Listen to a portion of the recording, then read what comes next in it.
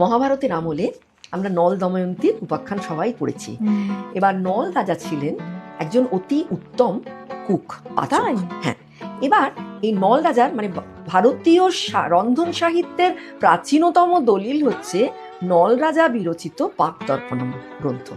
আচ্ছা, এবার সেটা অত পুরনো, নানান হাতে নানা রকম ভাবে হয়তো ইম্প্রোভাইজড হয়েছে, হতে হতে অনেকে হয়তো সেই সংস্কৃত থেকে ট্রান্সলেট করেছেন। কিন্তু আমি যে গ্রন্থটা দিয়ে দেখেছি তাতে আমি যেটা ইংরেজি ট্রান্সলেশন পেয়েছি, অধ্যাপকদের ট্রান্সলেশন সংস্কৃত থেকে, সেই পাকদর্পণম গ্রন্থে কিন্তু আমি একাধিকবার আমি বিরিয়ানি বা মাংসোদন, সংস্কৃতে যাকে বলছে মাংসোদন, ওদন মানে হচ্ছে যে কোনো আমাদের বাংলা ডিকশনারিতে ওদন মানে হচ্ছে সিদ্ধ ভাত।